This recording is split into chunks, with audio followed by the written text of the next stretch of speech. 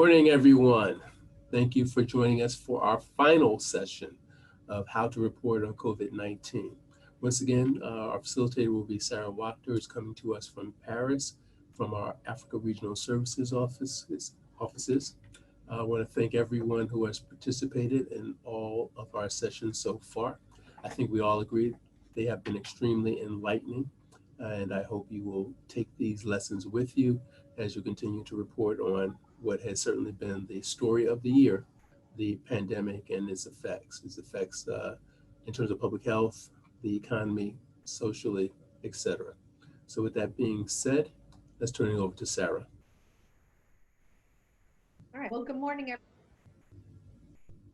every third and final session together on reporting on COVID-19. One of the things, this is of course a very difficult in the world, is it's put enormous on our economies and our societies and on our systems. About a silver the line when we're covering COVID-19, and that is that when we are in these really terrible moments, sometimes it's a war, sometimes it's a financial crisis, and now we're in the middle of a pandemic. These are opportunities for countries to start addressing some of their most difficult problems, and to also deliver on their promise as democracies to create an economy which is fair and more equitable and more prosperous for all. And it's really the role of the journalist to help set that agenda and to make sure that that final need to really our leaders account for how they can actually change the way in which they are spending money as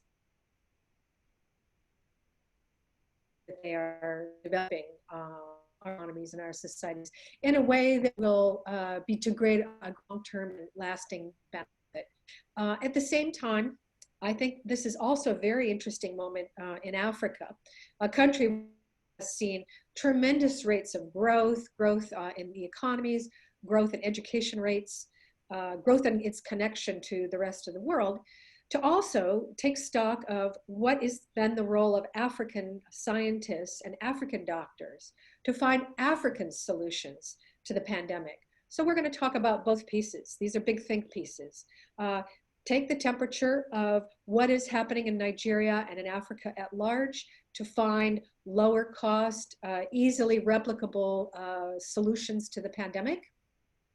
Africa, Nigeria, and also what international organizations are doing to help Africa to look at local solutions. And then how do you write a big piece? In the United States, we think that one of the key roles that a journalist has is to help set the global debate. What should we be talking about? Where should we be putting our efforts as a society? So these are the two things we're going to go through, and of course, take some questions. So let's go to the presentation and we'll start off.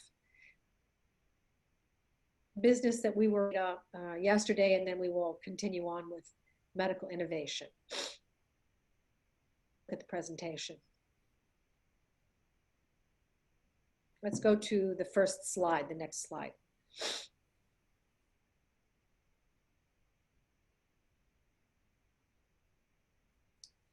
I want to make you aware, obviously the lack of health data is a strategic, huge problem in many countries, including in Nigeria. I don't want you to give up on getting that data from the government, however. There are a series of ways in which you can continue to press for that health data. Russell referred to one of them the other day, and I want to reinforce what he said. You know, journalists need to build a relationship of mutual trust between themselves and the organization that they're covering. And when an organization like a health ministry can see that a journalist is performing their tasks responsibly, quoting officials accurately, providing balanced coverage, they will be more prone to divulging more and more information to you. It's a relationship that is not built overnight. It's built up over years. I myself, as a foreign correspondent, have had numerous problems through the years in my reporting here in France on the government and on large business.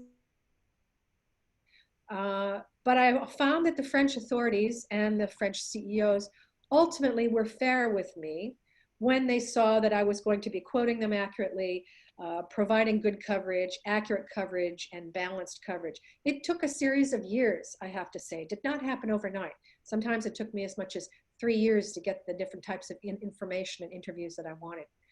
Let's go to COVID here for a moment. I want to make you aware of a project that I think all of you should take a look at. It's called the COVID Tracking Project. It was created in the United States during the pandemic because local authorities, municipal and state authorities, the information that they were providing on testing, on hospitalizations, was arriving too slowly to our national authority, the CDC. So they were frustrated with this time lag because it's very important that we know how the disease is passing through our communities. So hundreds of journalists have joined an all-volunteer initiative to try to provide information on a state level in the US on testing, on hospitalization. I strongly suggest you take a look at this project. Perhaps it's a model for something that you may be able to do on a state-by-state basis in Nigeria. So I would strongly suggest that you take a look at the COVID Tracking Project. I also want to tell you there's 2 other developments since we last talked that are very interesting, I think, for you to pursue in Nigeria. Recently, the Supreme Court in Brazil is now telling the government of Brazil that they must put back up the health data and make it publicly available. This is a very interesting development. The president of Brazil for a while has decided to take down all the health statistics. The Supreme Court is now requiring him to put them back up. I think this is interesting. For some of the journalists in Nigeria, interesting moment for you to go and to talk to the legal associations in your country and see whether or not there's the possibility of filing a court case to impel and require the government to release its health data in a timely way. It could be, it's a possibility. Nigeria is a democracy. Get them to, hold them to account. Another thing for journalists who are maybe more investigative, more on the investigative line, is something that has happened recently in Mexico. Again, a country that's not made its health data widely available. A group of, I think, policymakers and journalists got together and they have analyzed death certificate information in the country and found out that when you look at the death certificate information, the number of deaths from COVID is 6 times higher than what the government said it was. So perhaps there's something to be done taking a look at death certificates in Nigeria as well. So I'm offering these to you as other possibilities, other avenues of investigation to find other ways of obtaining health data. Why not also, if I were you, this pandemic is a global pandemic. It is forcing us as journalists as well to change the way that we work. We can't stay in our national silos anymore. I also urge all of you to reach out through your networks, whether you have taken courses at the Thomson Reuters Foundation or you are a member of a global journalism association like the Global Investigative Journalist Network, working through your networks to reach out to journalists in Brazil or in Mexico, find out what they're trying to do, reach out to other countries that are having similar problems to you in obtaining health data, form relationships with them. We need to realize that this is a global pandemic. Other countries are having similar problems. They may have other solutions that could be very useful for you. We need to work together as journalists. We need to collaborate more. We need to work across borders. And that goes equally well for you working with journalists in Africa. Why not reach out to journalists in Sierra Leone, in Liberia, hear from them on the lessons that they have learned also on health statistics during the Ebola crisis and how that could be useful to them today working on this pandemic. So I offer these last tips to you as other possible avenues for getting health data. Let's go to the next slide.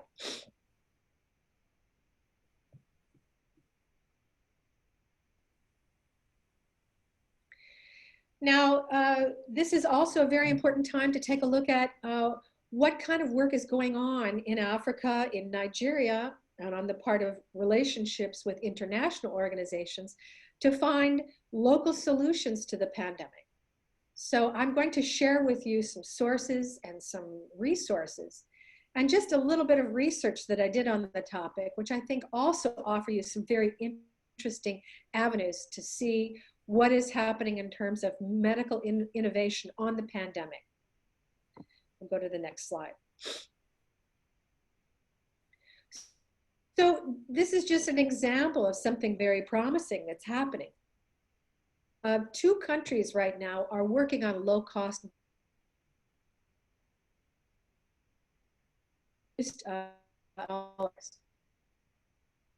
with 3D ventilator in the U.S. ventilator donated to an African country costs about $16,000. So that gives you an idea. It might be interesting to find out also in the Congo, they've also created a low-cost ventilator. Might be interesting to find out whether or not those ventilators are going to be produced also in other countries. Could you also find this technology being produced in Nigeria, for example? I think these are two very interesting companies that I would get in touch with and find out what's happening and ramping up production. Are they looking at local sites of production on a government level to make this technology available? To me, this is a story in the making that some enterprising journalists among you may want to explore, is the pursuit for a low-cost ventilator. As you know, lung problems are one of the big problems for those who develop very severe symptoms to COVID.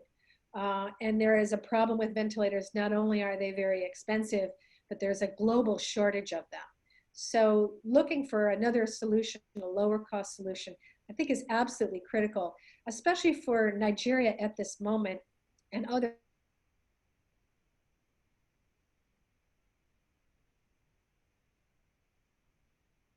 further than where it is or be kept in place. But unfortunately, the numbers of cases are rising at a very alarming rate in many African countries, around 30 to 40% every 2 weeks. So unfortunately, I think this problem is going to be with us for a while. Let's take a look at the next slide.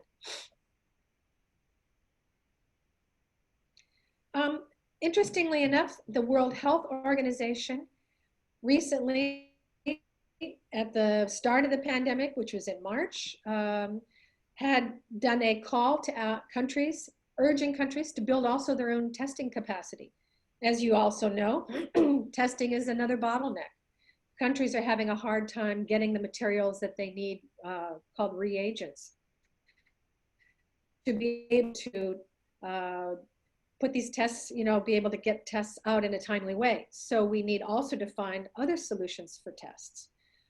There's already a test, a $1 US dollar home testing kit, which has been developed in Senegal again by a company called Diatropics in partnership with the Pasteur Institute, a very important player in this pandemic, which under a grant from the Gates Foundation could also be ready as early as this month.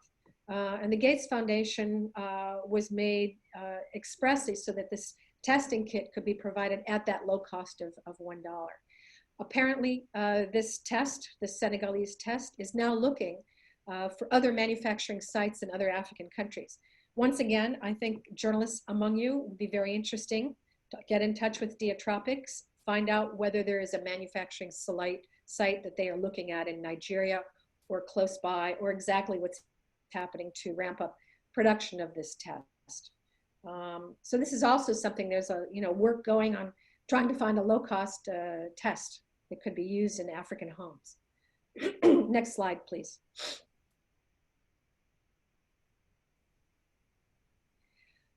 There's also a lot of information sharing that is going on among laboratories, sharing their information on research. This is happening in Africa. 15 African laboratories now have been given the guidelines that they need to test for the virus. That will definitely include Nigeria, which we're going to talk about already. I'm providing you with a couple of the key actors that are involved in the search for testing the virus in Africa. The Pasteur Institute is very involved in this.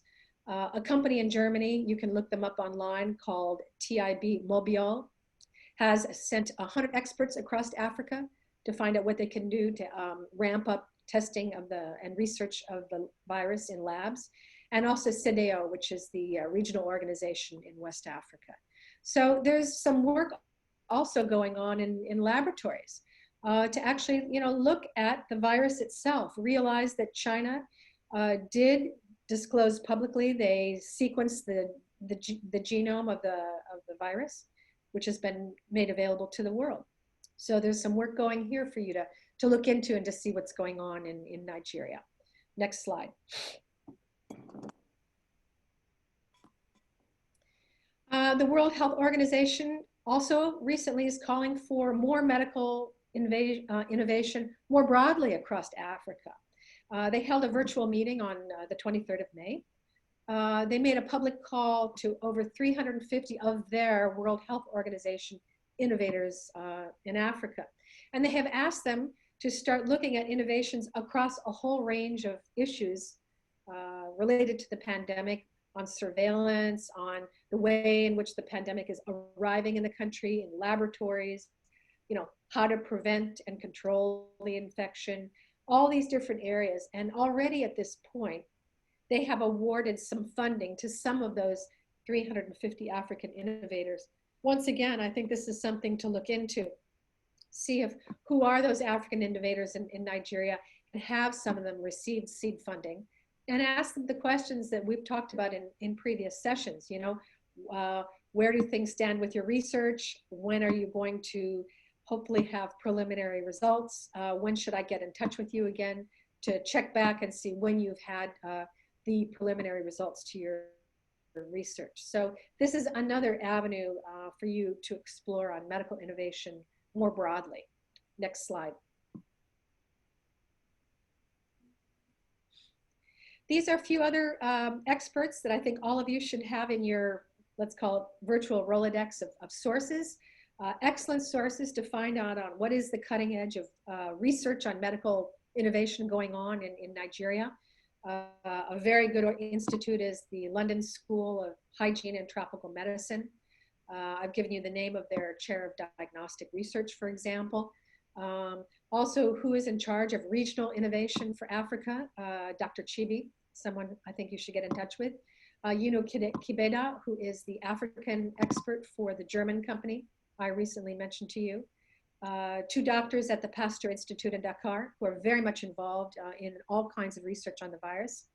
And another interesting source, I think, for scientists that are working on medical innovations is an annual forum, which is held, called the Next Einstein Forum. If you go to their website, they have a whole blog where you'll have interesting contributions on what's happening on COVID-19 research, perspectives and opinions on the part of African scientists. And of course, some of the resources that I gave you on the first day on science, go back to them as well. I gave you a whole list of those resources in the first session, such as the African Academy of Sciences. So those are also some of the resources that I've given you previously. Go and revisit them. And you can simply call up these organizations and saying, I'm doing some research on medical innovation around the pandemic. I'm interested to find out what your organization is doing. I'm of course, interested in research that are working in Nigeria or in my region more broadly.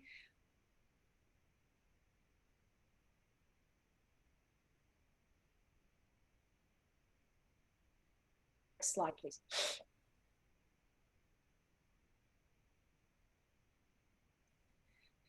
This was an interesting article that I found recently. There was a meeting that was held online by the Harvard Law School Center, which has identified that already in Nigeria, there are almost 200 medical innovations which are being worked on now. Again, another source for you to talk to. Of course, realize that while you are covering the medical innovation story in Nigeria, part of your coverage should be what has been holding medical research back in the country. What also needs to change for the country to leap forward fast COVID, but already the law said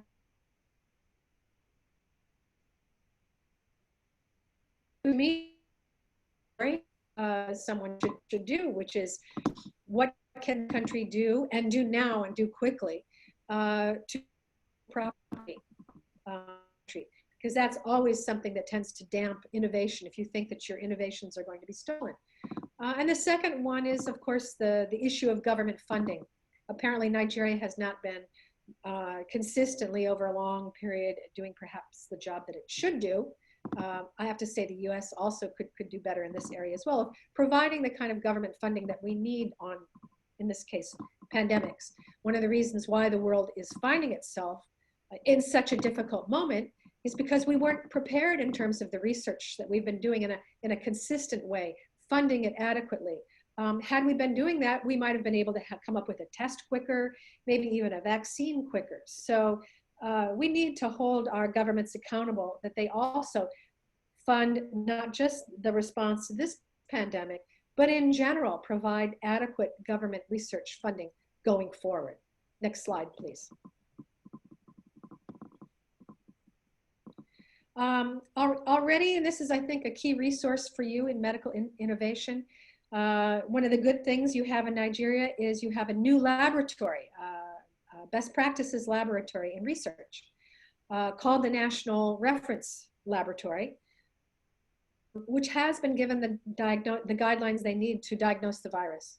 So to me, this is also a journalist among you should call and find out where things stand. Have they gotten the guidelines? Where are they in terms of diagnosing the virus?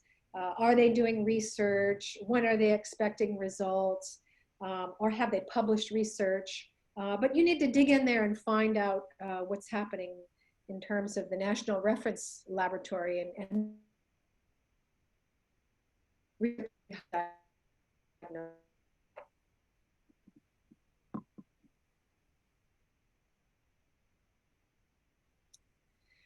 also, don't forget that, you know, for those of you who are doing work covering Lagos and the startup scene there, African startups last year, of course, unfortunately, it's significantly down this year because of the pandemic, but last year, African startups received close to $20 billion US in funding.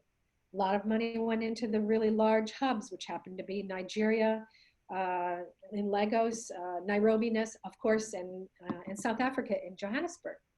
So I just did a little digging around. Giving you a small list that are going on in Lagos as we speak. I put down all the companies that I've found doing a search. This list, and the one that I'm adding you with, going on. A company called LifeBank is trying to create a register of the ventilators and respirators and blood that's available in the country. Very important, so that if there is a spike in infections in a particular region in the country, you can go into the National Register and hopefully take ventilators from an area that's not so affected and send them to an area that's a hotspot. Very important. Hotels.nng has been working with local hotels that could offer themselves as isolation centers. This is happening in many parts of the world. Again, very important, especially in very crowded, large cities where isolation is not at all possible for many families. Testing, 54Gene is working on ways to boost testing. There's also a platform called the Ventures Platform, which is partnering with the Lagos Science and Research Agency. And again, I would say the Lagos Science and Research Agency is also got to be a key contact for you. You have a company called Assembly Hub that is working on producing medical masks, and another company that's looking on trying to make virus information available. This is just a small idea of what's happening in Lagos. You know, check to see what all is happening in terms of startups to address COVID-19. There's more. Next slide.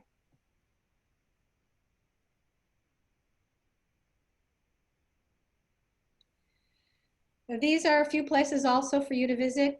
We talked about your National Reference Library. I'm providing you with the chief engineer responsible for this project, Dr. Nadodo. You have, of course, your Lagos Science and Research Agency. And also, I don't know how much you've followed up on this plan on the part of your central bank to provide a healthcare intervention fund of close to 100 billion naira. So in grants for scientists and biotech firms. Very interesting. Find out whether that fund has been created and find out if you can, who's been given that funding. And then of course, contact the people, those grants, find out. There's all tech working on COVID called the CC Hub. So again, these are more sources to dig in and find out what's going on. Or not. Even if things are slow, that's a story too, that maybe there's not enough going on. If, for example, this intervention fund hasn't been put together, it's time to hold the central bank accountable for why they haven't put it together. So either way, I think you have a source of stories here. Next slide.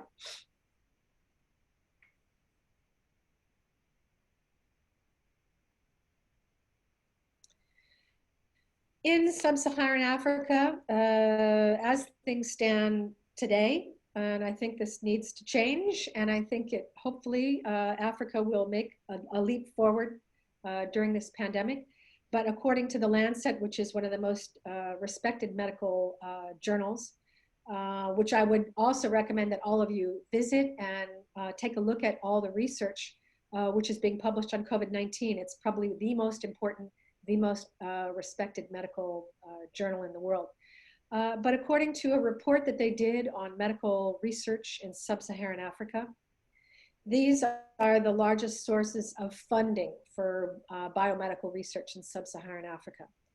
What that means is all of these organizations are going to be doing probably work on COVID-19 in partnership with local scientists in different African countries, or with government institutions, government research institutions. They all, I know, based on some of my preliminary research, have all created COVID funds. Of course, the most active of those does happen to be the one at the top, which is the Gates Foundation. And again, as I mentioned in my first session with you, the Gates Foundation is dramatically increasing its activities in Nigeria. So these are also places to call or send emails and say, I'm doing some initial research to find out what kind of investment that you're making in biomedical research on COVID-19 would affect the region or affect Nigeria. Can we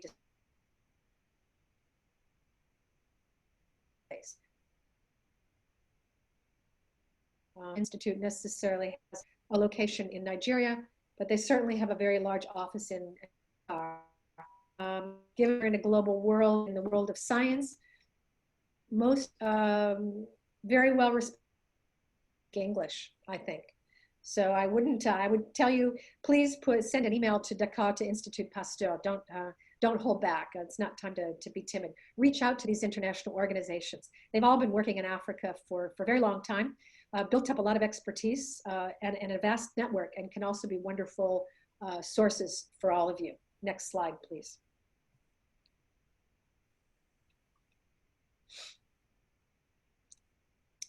On the continental level as well, 3 more sources to contact. The Africa Forum for Research and Education and Health is another resource. The Pan-African Network on Emerging and Re-emerging Infections. And there's an EU network which is providing a lot of funding in Africa, which is the Horizon Framework for Research and Innovation. So on a continental level as well, don't forget that there are these Pan-African networks as well that are also going to be doing work on COVID. Realize that this is such a global crisis that scientists who might have been working on other projects are all being now amassed and pulled together to start working on COVID. So I suspect there's a lot also going on in just about every network that you could contact. Next slide.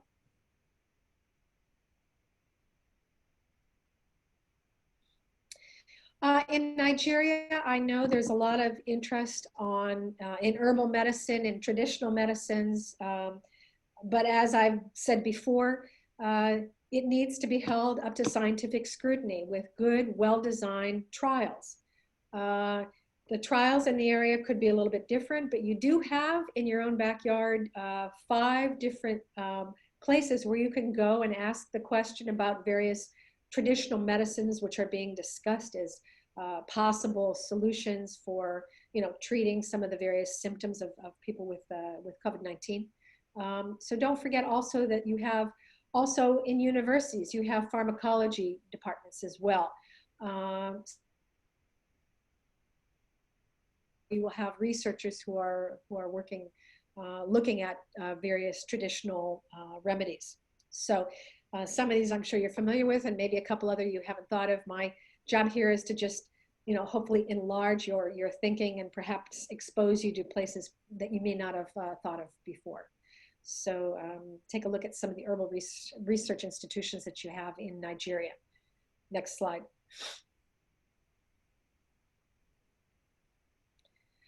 Before we move on, we're going to now talk about big think pieces. Are there any questions at all on either data questions or questions on medical innovation that you'd like to raise?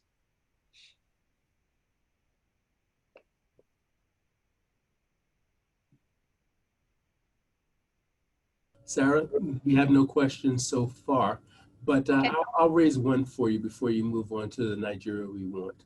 So we Sure. all know that ventilators were promised to Nigeria. And I'm sure that most reporters instinctively, when they approach that issue, will probably ask these questions. How many ventilators were promised? When will the ventilators arrive? Okay? I think that would be fairly typical. And if we ask Nigerian journalists, they're probably already saying, yes, that's what we have asked. But I want to venture maybe a different approach could be taken. Maybe you want to examine what difference will the ventilators make? Can we maintain the ventilators? What are the problems with relying on such expensive ventilators? Maintenance of the ventilators. What are the requirements for the ventilators? If we took the approach of getting the Senegalese ventilators that cost so much less, are we able to afford more of them? Are they easier to maintain? Would we be able to spread them far wider across the country? I'm wondering whether that is an approach that might have been taken, even though I haven't seen that approach taken by our local journalists. I think that's an excellent question for you to put to the authorities that are making those investment decisions. You know, a $16,000 ventilator, does it make sense in a medical clinic which may not have adequate electricity sources or adequate trained personnel who know how to operate these very sophisticated machines? Will they work in certain environments? Should we be spending money on, buying these very expensive equipments versus cheaper ventilators? Absolutely. Or, have we trained medical personnel in our country on the whole range of other techniques which can help to alleviate symptoms? Some of these techniques now, and they're coming up through clinical practice everywhere, are, completely aware of some way manipulation, like putting a patient face down, example, which apparently takes some of the pressure off the lungs.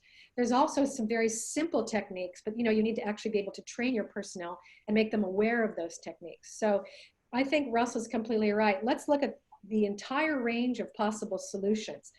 The technology itself, the ability to maintain it.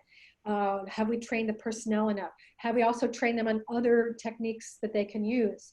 Have you made those important decisions on whether or not you should be perhaps buying cheaper ventilators versus more expensive ventilators? And providing this whole range of more comprehensive questions. It's not just a question of, aid or delivering ventilators, per se. It's maybe looking at the question much more broadly. So yeah, I think that's absolutely critical, because unfortunately, ventilators, we know now, are a very critical piece of equipment for people who are developing very severe symptoms. I might also add, now the story is rapidly developing, just so that I think you're also aware of, I think to enlarge your thinking on this, COVID patients who are developing very severe symptoms are also showing kidney failure symptoms. They're having strokes. They're also showing heart failure. Once again, that means a call for very expensive equipment to maintain their lives so that perhaps they can survive and not die from this. That raises another question anew, which is, again, we're talking about very expensive equipment, kidney dialysis machines, heart machines, very expensive monitoring technology. Perhaps this is another area of medical innovation which needs to be looked at on the part of the Nigerian government and other African governments. Are they looking at coming up with also lower cost, easily reproducible technologies that won't be as expensive as those other kinds of machines, which are also now becoming more and more important as they're seeing COVID patients also develop some very severe kidney and heart problems and strokes and so forth. So yeah. All right. Shall we pivot on to the big think pieces? As I mentioned to you earlier, yes, these are very, very dark times that we're all living, and it's taking it's taking a toll on us as journalists as well, I have to say. But there can be a silver lining when I think about the Great Depression in the United States, which was a very long, very difficult period for the U.S. Many, many good things came out of the Depression ultimately, though, in terms of social benefits for the country. I would say that, we are probably due for a reset in that as well. So, and many other important developments came out of that in terms of our social security system. Well, we're there now. Our countries are under enormous pressure. And we need to take a look at those really what I would call the most painful points in our societies. They are different in Nigeria than they are in the US. Some are the same. I would say one that is the same are our health systems, our health infrastructures need to be looked at once again to create a more equitable, fairer, lower cost system that all of our citizens can benefit from is definitely a pain point. But there are others as well that I want you to think about, and ways to start thinking about these big think pieces that you should start doing, because our job is to help set the agenda in any country. And if we want to emerge stronger from the pandemic in the years to come, we want to be part of actually setting the global debate so that we once again hold our leaders accountable.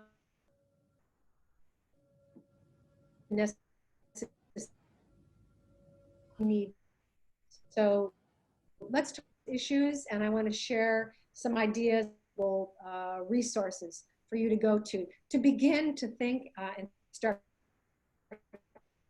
your reporting on these issues. Next slide.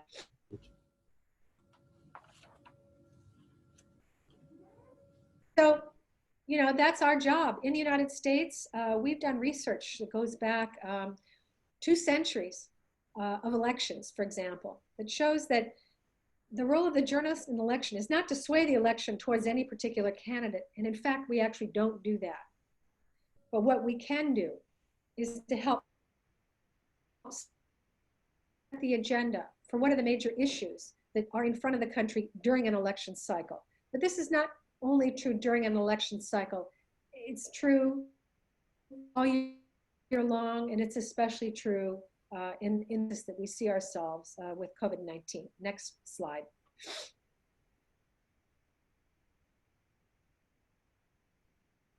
So where to start? Well, I'm going to send you to a report that I think is required reading for everybody. Next slide. The United Nations Development Program has done a very interesting study called COVID-19 and Human Development, Assessing the Crisis and Envisioning the Recovery. They point out that all of us must now look at solutions for our countries that have to actually touch on 3 things. And I think I agree with them. First of all, we have to look at the long-term response through an equity lens. How is this reform going to lead to a more equitable treatment of our country, whether we're talking about our health systems or the economy? How are we going to make things fairer across our countries? Second, when we talk about solutions such as the economy, we need to focus on training, making sure that we boost the capabilities of our citizens. And the third one I also agree with very much in this report, we need to look at things from a system-wide approach, not just a sectoral approach, but how does this touch on everything? Not just looking at the oil sector, but how it touches on the whole economy, how it touches on our healthcare systems. We need to look system-wide and not at a narrow area of reform, but how it's going to touch on many different parts of our world. So I would say this is required reading. I think you should go and read this report. You just have to download it at the link. Next slide.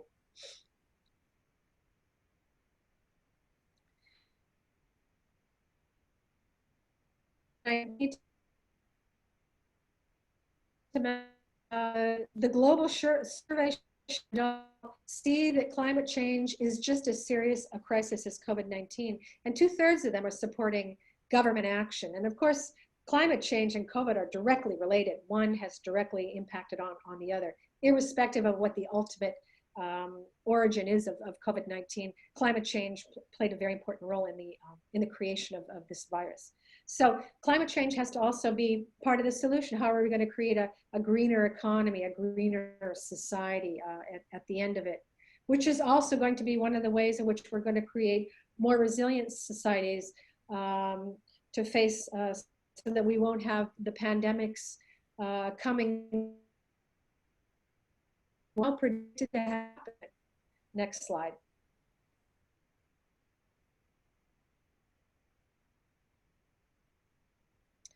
The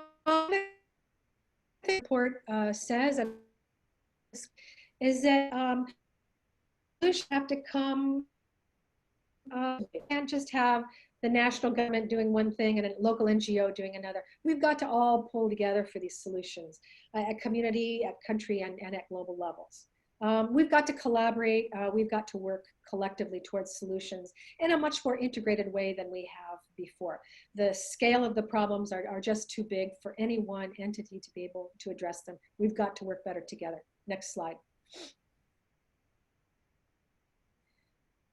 So there is a link. We don't know the ultimate origin of the virus, although the best guess now on the part of scientists is a specific type of bat called a horseshoe bat. But the reason why these conditions exist for a pandemic is because of rapid deforestation. And that leads wild animals like bats, for example, to seek other habitats.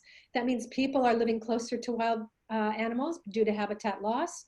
That means wild animal meat can be a source of a virus, as it was for Ebola, for example. Also, wild meat consumption is rising for two reasons, due to wealthy tastes in some countries and a lack of local food sources on the part of the rural and urban poor. So, you know, there is a direct link between the way that we're changing our climate and the spread of pandemics that we need to be aware of, irrespective of whatever the ultimate scientific consensus will be on the precise origin of this particular virus. Next slide.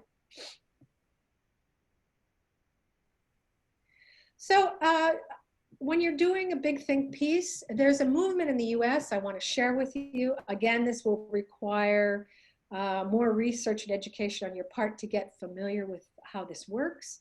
It's called solutions journalism.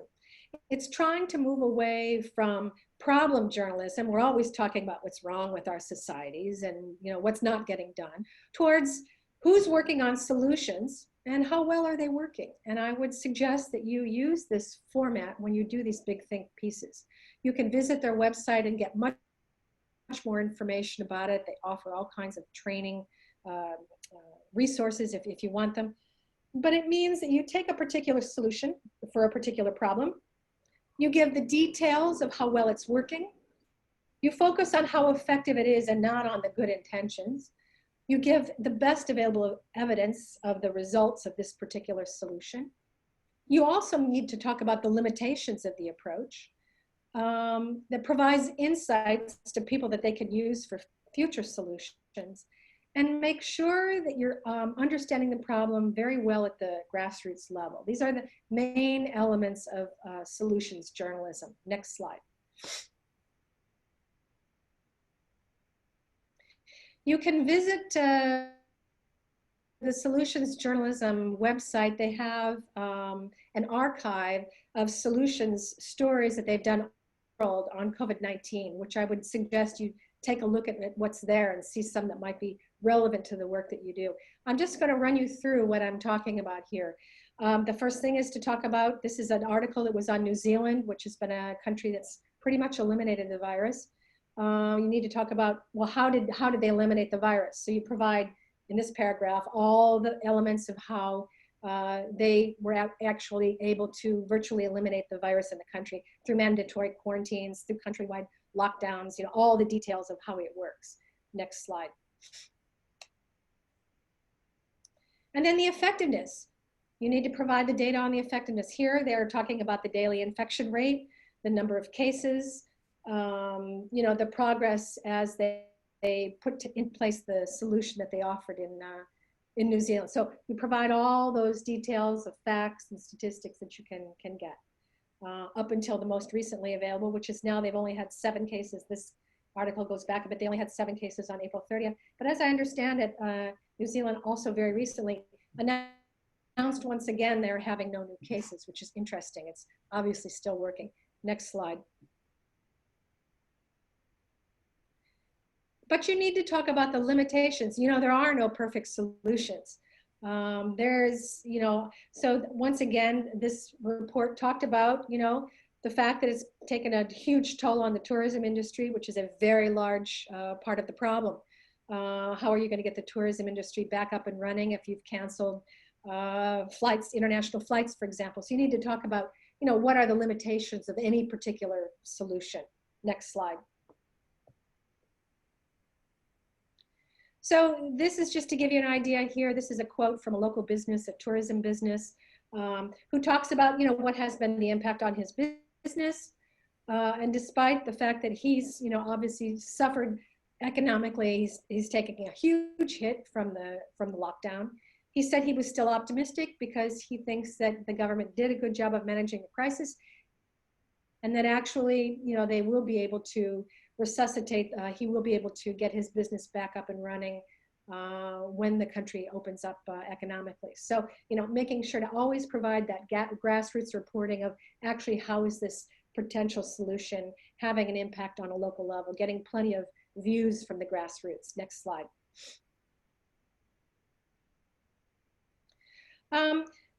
I think, and Russell and I had a bit of a discussion that, you know, for some of you among you, it's probably a good moment to revisit what kind of serious thinking and what kind of serious plans are being put in place to try to convert the country's economy from so many informal workers to more workers with bona fide jobs. This is a statistic from May showing that, you know, 40% of Nigerians are living below the poverty line. Actually, even though this was a very difficult moment in May, it is true that Nigeria has made progress in getting more people to be employed. Formerly, that number used to be half. It's now 4 in 10 instead of 5 in 10. But I think that for those of you who are, you know, enterprising among you, now is a good time to look at doing a big piece that tries to look at what is the country going to do to move away from such a heavy dependence on its oil industry, such a heavy dependence on informal work, and towards better long-term formal jobs. Next slide.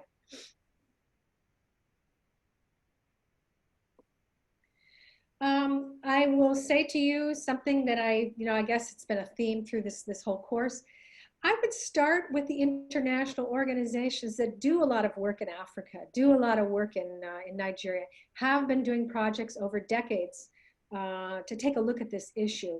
And these are just some of the ones that I'm familiar with from my work in Africa. I've been working in Africa quite a bit over the past decade. The Center for Global Development, the ILO, which is the labor organization of the UN, the Food and Agriculture Organization, and IFAD. Because agriculture has to be part of this solution, whether you're talking about creating more value-added agriculture products, for example.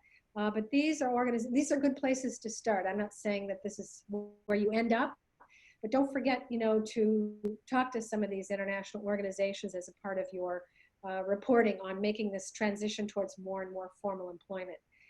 They've got decades of expertise on this. Next slide.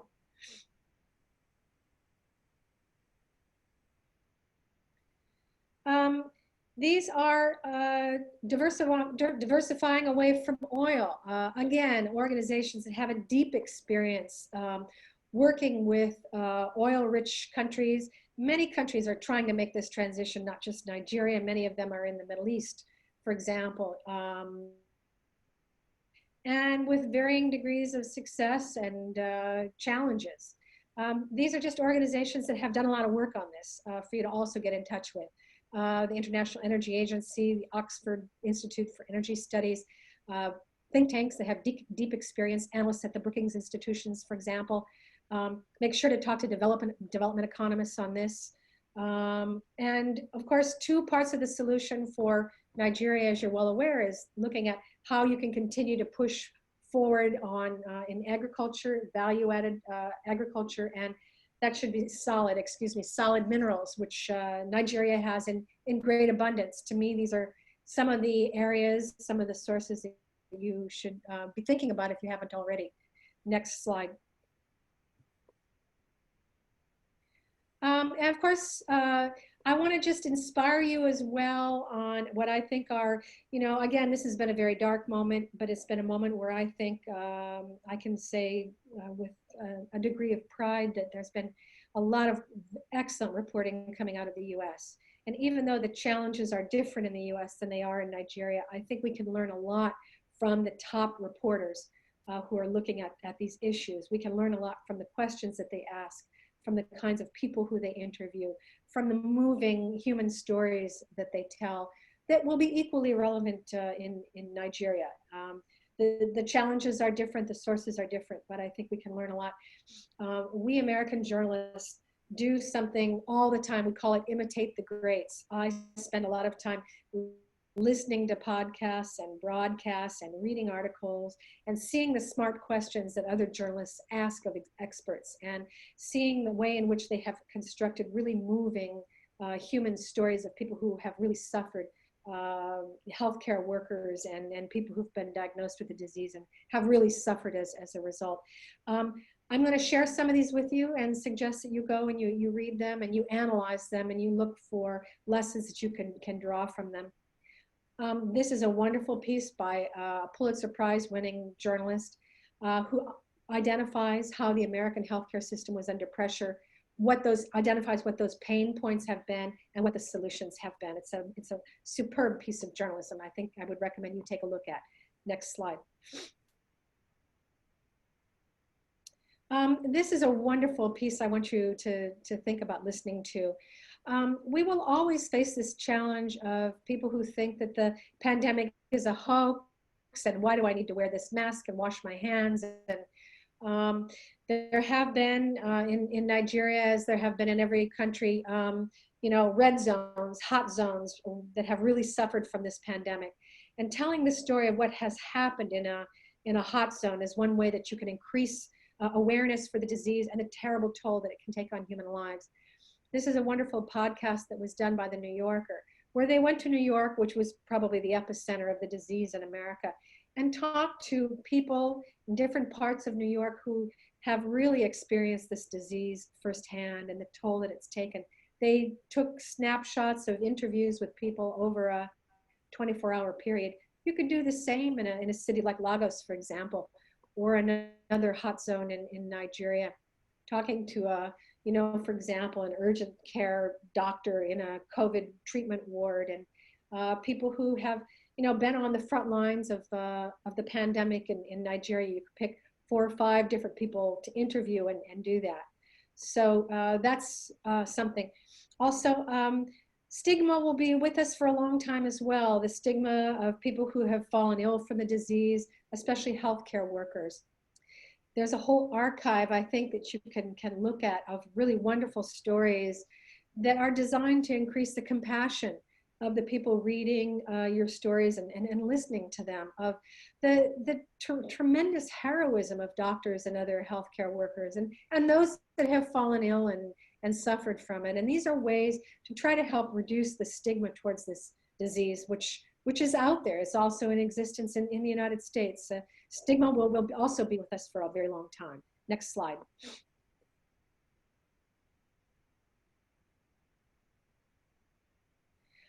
This is a wonderful piece I would ask you to listen to.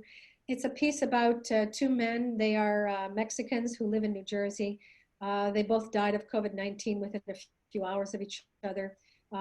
They lived in the same apartment building in New Jersey, and both of them didn't get adequate access to healthcare when they needed it. And it has taken a terrible toll on their families who are left behind without two breadwinners and two patriarchs who held the families together.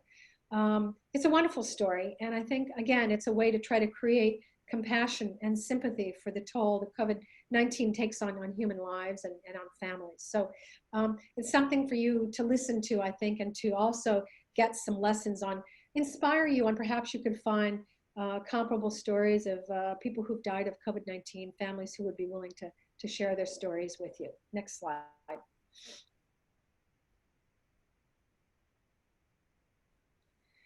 And one that has been heard around the world. I know you need to get permission from people, from their families, to be able to talk about their loved ones who have died. And we always have to do that. But again, for inspiration, I would send you to not only the front page that the New York Times did, which listed every name of every person who died of COVID-19, all 100,000, which had an enormous effect on the US when that ran. But also they did a podcast, which was a beautiful tribute, where they took 100 of those 100,000 cases. And they went to look at all the local newspapers where death notices had been written. And I know in Nigeria, Nigeria has a tradition of writing death notices. And they just took the information from those death notices, few interviews with the families. And the first part of the podcast of 10 minutes told very simple stories of daily life. You know, this person loved to salsa dance, and this one loved to collect Hollywood posters, you know, beautiful little stories of people. The 1/3 of the podcast talked about how they fell ill from COVID-19, and the last third talked about how they died, the different ways in which they died, the sad stories of how people die because many of them are dying in treatment centers and they can no longer have access to their families. I heard a story here in France that I don't think I'll ever forget, of a woman who both her parents fell ill from COVID-19 at the same time. And they both had to go into isolation wards. And they both died in wards where she didn't have a chance to say goodbye to either her mother or her father. And she lost them within days of each other. Again, these are ways to build sympathy and build awareness that this disease is real and is taking a terrible toll on all of us emotionally. So I would say also, if you could listen to this podcast, I think it could be inspiring. Next slide. And also, now that U.S. publications have dropped the paywall, I would suggest you go and you read articles by these journalists who are some of the best health journalists anywhere in the world, and read their pieces and get inspired and learn from them, learn their techniques. I learn every day by reading their articles. They're doing some superb reporting on COVID-19. So I would, hope that you would go and read some of their articles. It's free online, something that you can do to continue to educate yourself. Health journalism is a bit of a technical profession. And these people have been doing it, for some of them, for decades, and they do it very, very well. Next slide.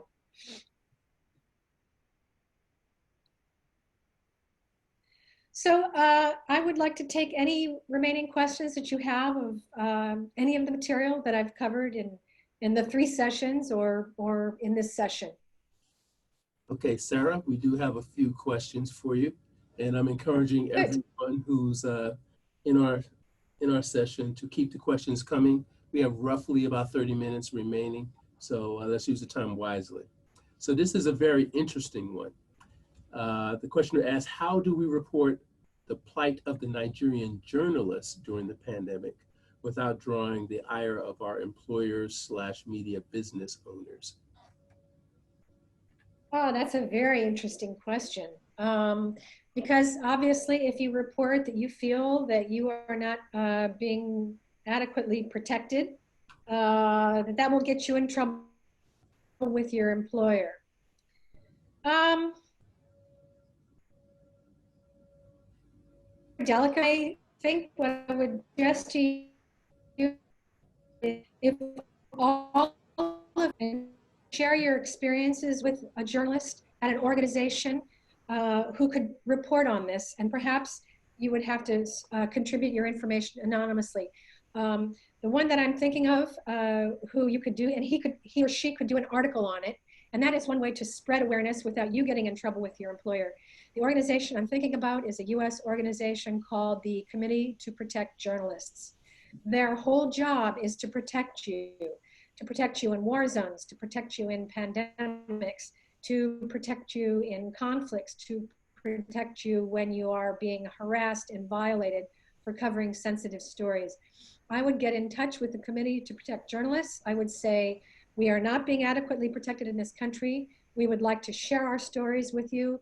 We would like you to do a story on what's happening to us and to negotiate the terms of your confidentiality with the journalist. You could simply say, and the journalist could report in this story, I work for a Lagos-based daily newspaper, for example. You could find ways to keep your identity protected while still giving the information. And that's what I would do so that you can protect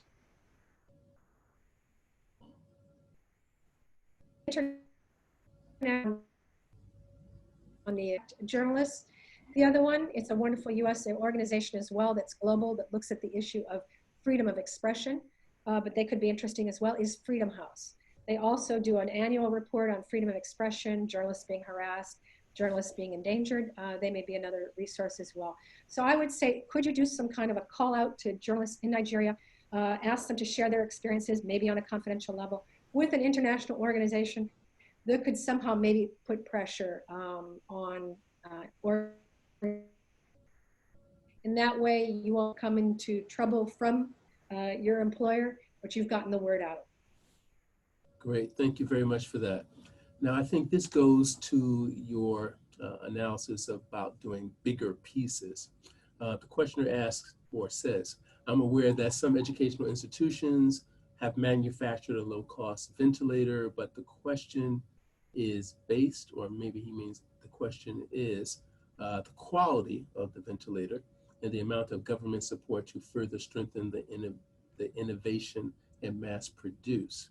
So if I'm reading this correctly, and you certainly can comment, if the reporter has identified these as being relevant questions, then the next step is for him or her to actually investigate these questions, and by his or her research, then they can report on the answers that he or she has found. It's really not so much a question for you, but it's a question as to how their media organization wants to proceed with this story. It sounds like they have the elements for a nice big piece, or maybe even a series answering these questions, but that's for him or her to work out with their editor. But you tell me if I'm right or wrong. I agree with you completely. You've got the kernel of a good story there. Now it's a matter of if there are suspected quality issues with this ventilator in Nigeria, I would think that any kind of medical equipment or pharmaceutical has to go through quality tests before it can be certified of use for the country. So you have a regulatory body that would have to actually take a look at and make sure that medications or medical equipment is going to be up to standard. So you need to talk to your regulator about that, and any other government bodies that are involved in that. Of course, in terms of government support, you need to query the right government authorities of, how are you funding ventilators? Are you going to provide government funding? If this ventilator happens to be one of adequate quality, are you going to look to provide funding to this, or can you provide other opportunities for funding. Of course, it's also up to the ventilator company to find sources of funding as well.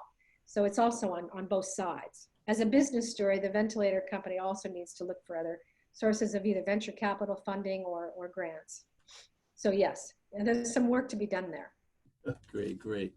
Again, you've probably answered this already, but nevertheless, it doesn't hurt to reiterate your points of view. There have been calls for local solutions like traditional and alternative medicines as an approach to fight against COVID-19. So the questioner is asking, what is your take on this? But I'm going to guess that it really, once again, is not really so much what Sarah thinks about this. If you think this is a question that your readers are interested in, how are you going to investigate this, develop the answers, and report it? But Sarah, take it away. Traditional medicines, just like everything that's being looked at, we're looking at any and all possible solutions to fight this pandemic.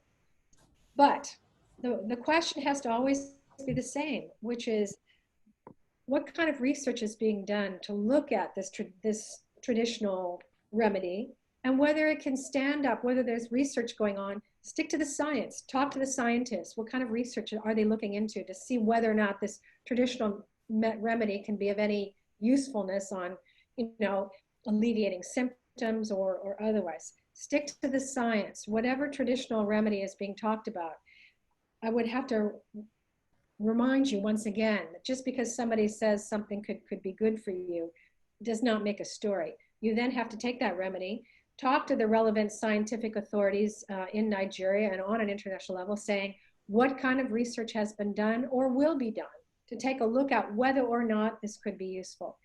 I will probably have to repeat myself once again. This is a brand new virus. We know very little about this virus in any sense.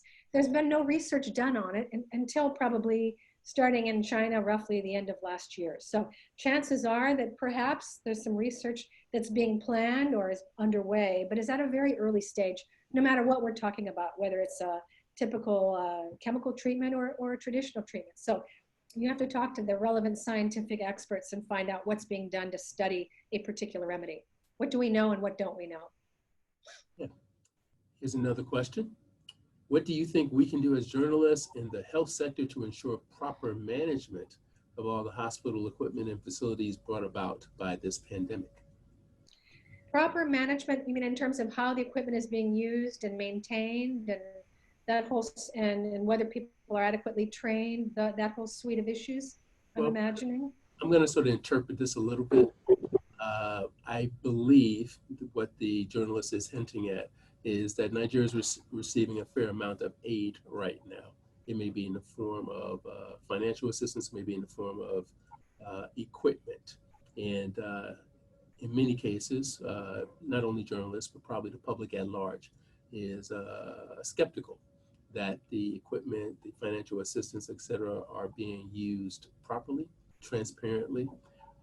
And so what can journalists do to ensure that these things are being utilized in the proper fashion?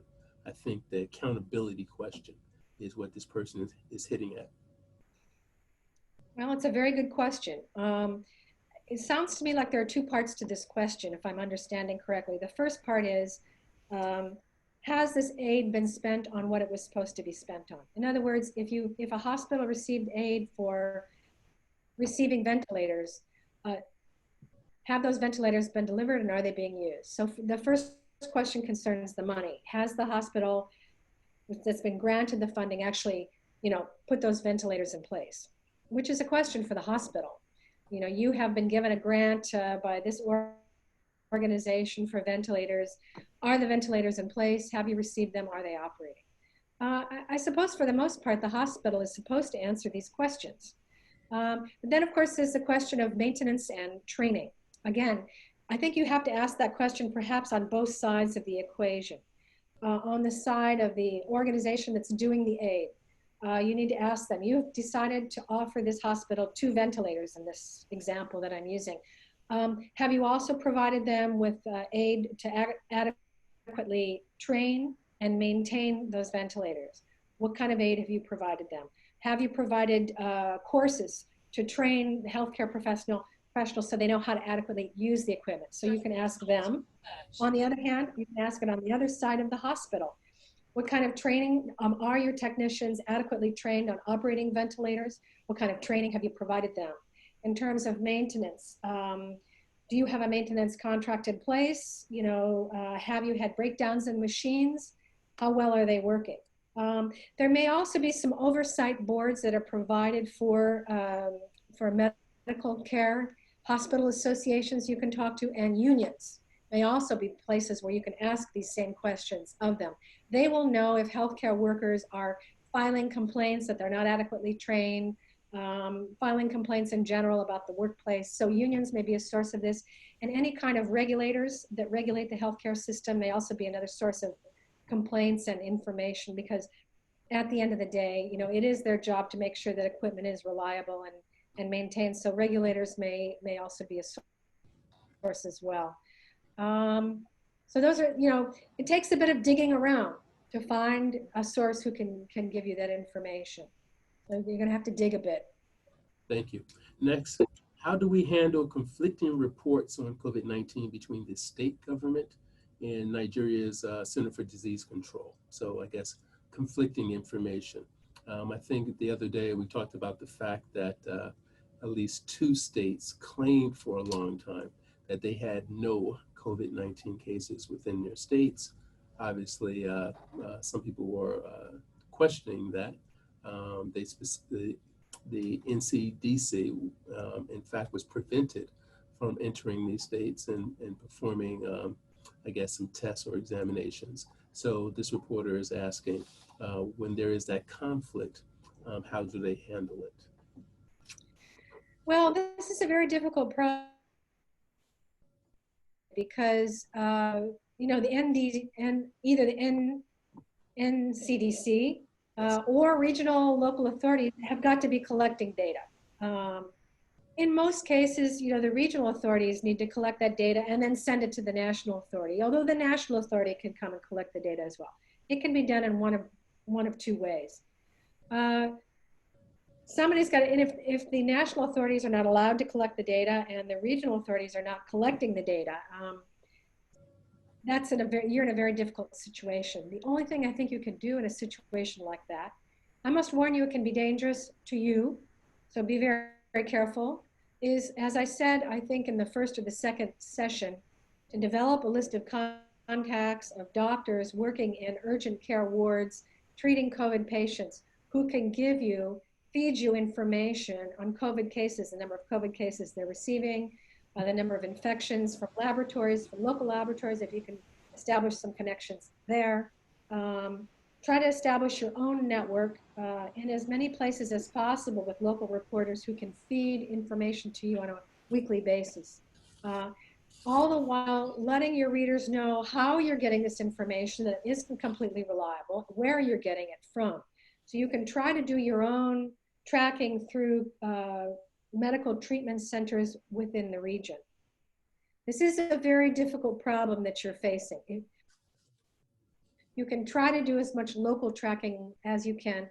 Once again, I think you need to say in your report that the regional authorities are not allowing the national authorities in to obtain. You need to put that into part, and I think you need to call them out in your reports. And I think that's the best that you can do. Okay. Okay, I'm gonna ask my own question here. One of the things that you mentioned in today's session was the results in New Zealand. And I think I've seen reports that have really complimented some of the leadership that's being displayed by relatively smaller countries, whether we talk about New Zealand or we talk about the presumed success in places like South Korea, Taiwan. They seemingly have, in some respects, done a much more effective job than some of the, quote, global leaders in many respects. Possibly, our local journalists might want to investigate that themselves. I know oftentimes Nigeria naturally looks to the U.S. for leadership. And as a U.S. diplomat, I guess I should be happy about that. But if I put on the journalist hat, I might want to look at what is being done by other countries that seemingly are a bit more successful in dealing with the COVID-19 pandemic. Well, I would say two things. First of all, you are right. I would also put Iceland on that list as a country that has done a superb job. But it isn't just, I don't think it's just the small countries. It's not just Asia. Mid-sized countries like Germany have done a very good job. I think, and also I want to make a point about the United States here as well. There are certain states in the US that have done an excellent job. The state of Washington, the state of Ohio, the state of Michigan, the state of New Mexico, the state of California. And if you look at the US states and all the countries that we're concerned with, there are a couple of consistencies across all of them that I want to alert you to, because the same practices have been in place in all of them. The one thing that all of those that I just mentioned and the ones that you mentioned have in common is that they all put in place very strict measures after only a couple of cases had either been diagnosed or there were a couple of fatalities. One of the keys to managing the pandemic is putting these measures in place very early. And this is something that also happened in the state of Washington as well as in Iceland. So all of these countries have this in common. You must act early. If you act early, you can get this pandemic under control and you can keep it under control. The second thing that all of these countries and these US states have in common is that they let their health authorities, this is similar to this video that I asked you guys to see by the head of the Ohio Health Department who was in charge of it. They let their health authorities be the person in charge of giving all the information of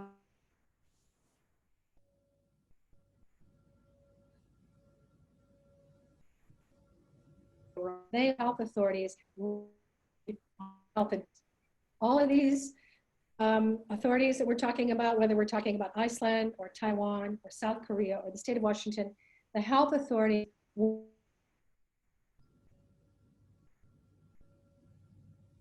or to inform their public. So there are certain common elements that you across all of them. Now there are differences as well. So if you want to look at the country by country differences, yes, Iceland did certain things that were unique to Iceland that are interesting to look at. They have a vast database of DNA because they're a small country. Taiwan, Singapore also has done a very good job, Hong Kong as well. If you look at all these countries that have managed it differently, there are also some on the ground differences in terms of tracing, contact tracing, the ways that they have done that, isolation. Japan is also interesting as well as a West. There's nothing wrong with looking at some of the country by country differences, but realize that there's been some best practices in parts of the US as well on a state level. Thank you. The other thing that you mentioned today was the possibility of looking at think tanks. And I think our Nigerian colleagues need to some degree, be warned that when you derive information from think tanks in particular, you also have to make sure that you are aware of the political orientation or possible bias of the think tank. Usually they have a particular orientation, and that may be good or bad depending on your perspective, but nevertheless, it's only fair that you describe what that orientation is in your reporting. Could you comment? Well, I think that's true. Well, this is a difficult one. Russell, you're absolutely right. Some think tanks, one of the first things you need to look at a think tank is what is its sources of funding. You need to understand where their funds are coming from. That was going to be a strong indication of where they're coming from. But also there are think tanks and organizations that are independent and some that are not. I really would stick to the ones that are more independent and not biased from their funding sources. So as independent as possible, I would stick to the independent ones, especially in the beginning, because it can get to be tricky business, those that have certain sources of funding. That's why the UN is a good source. It's a reasonably independent body. The OECD, some of the independent sources are really better places for me to go to, especially in the beginning. Okay. Admire Ade has a question. And I really wish we had the opportunity to use the Socratic method here, because I really believe that if we did, we would really demand that she answer her own question, okay, to see how much people were paying attention. All right, so I'll ask the question, and then I'll convey why I think we probably should use the Socratic method. Okay, so she asked, is it a he or she? Okay, we're not sure. People who have suffered loss of smell think they are now free from contracting the virus. And so the question is, how do we handle this? Now, my suspicion is we handle it just like every other issue that you have described so far. There's a certain process, but go ahead. A certain process. First of all, uh, let's just stop at the loss of smell. The first question to ask is, has this person had a COVID test? Because loss of smell could be because you have a sinus infection or many other reasons, or perhaps you've had spring allergies. I don't know what. Has this person been tested positive for COVID? That's the first thing, because otherwise we really don't know whether this person has COVID. So that's got to start right now. The other thing is that then you need to do your homework on immunity. Immunity to COVID is very much a fast evolving story. We don't know how long immunity lasts. We are only beginning to get clinical research on people who've tested COVID positive. We don't know if immunity is going to last 1 week, 1 month, 1 year, or 1 day. We don't even know that. So then you have to find out. You can't say anything definitively about immunity at this point, to be honest. So you need to do all your best available research on what do we know about immunity and what don't we know. And this is a very rapidly evolving story. This week, for example, they've just done the first tests of the U.S. soldiers that were aboard USS Roosevelt, where 60% of the soldiers tested positive for COVID-19. They've now done a test several months after they were tested positive. They now have found those soldiers who tested positive still have the antibodies 3 months later. That's all we know. Is it going to be true 3 months from now? We don't know. So you've got to be very careful and do your research on what do we know and what don't we know about being immune to COVID-19. Once again, it's a new virus. There's very little that we know. So be very careful on the kind of reporting that you do on immunity on COVID-19 at this stage. Be very precise and be very current. It's changing daily. Another question that hasn't been asked, but I think would be interesting. The effects on the international travel industry. Nigeria is sort of grappling with whether or not it's going to reopen its airports to international passenger traffic. I believe that will be certainly a help to its economy should that happen. I know many people are probably looking forward to that happening, the aviation industry here, the people who work at the airports as an example. But that will also mean that the government is accepting a certain amount of risk with people coming in who may or may not have contracted the disease. What are your thoughts on how these reporters should deal with an issue like that and weighing the pluses and the minuses? Once again, we're in uncharted waters when we talk about international travel, because Nigeria is just one of many countries which is now going to be looking over the coming weeks and months to open up their borders to international travelers. And what you see now, I think, is quite a range of possible solutions that airlines are looking at doing, that airports are looking at doing, and that government authorities are looking at doing. And of course, we're going to go now into a new experimental phase to see what's working. And also, it's not only just what measures are going to be put in place.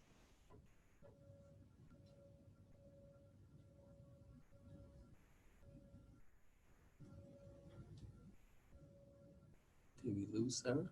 And looking at it, travelers coming from countries with very low cases of COVID, like South Korea.